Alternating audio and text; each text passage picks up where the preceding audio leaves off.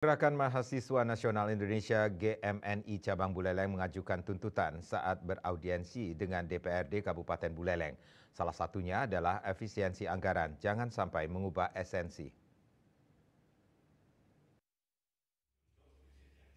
Selain hal tersebut, GMNI Kabupaten Buleleng dengan Sekbid GMNI Provinsi Bali, Komang Genta Surayana juga menyampaikan terkait dengan keresahan yang ditimbulkan khususnya pada sektor pendidikan, yakni meminta pemerintah untuk mengkaji kembali efisiensi anggaran di sektor pendidikan.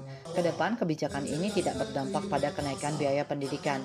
Pemerintah juga diminta untuk berkomitmen tidak mengurangi anggaran beasiswa bagi siswa maupun pada mahasiswa, meningkatkan kesejahteraan guru honorer guna meningkatkan efektivitas dalam proses belajar mengajar dan membayarkan tunjangan kinerja dosen yang belum dilunasi. Beredar isu bahwa pada awalnya Kemendikbudristek memotong biaya operasional dari perguruan tinggi dan juga memotong dari beasiswa. Nah itu yang kemudian mendasari kami untuk melakukan analisis bahwa jangan sampai sektor pendidikan dikorbankan dalam kebijakan Inpres nomor 1 2025 ini. Selain hal tersebut, GMNI juga mendorong pemerintah untuk segera mengesahkan rancangan undang-undang perampasan aset yang hingga kini masih berproses.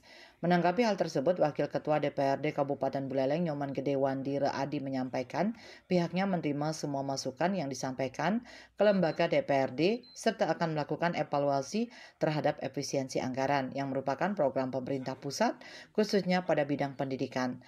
Lembaga Dewan akan segera meneruskan ke pemerintah provinsi serta ke pemerintah pusat melalui Kementerian Pendidikan sehingga harapan dari masyarakat terkait dengan efisiensi anggaran di bidang pendidikan tidak mendapat pemangkasan.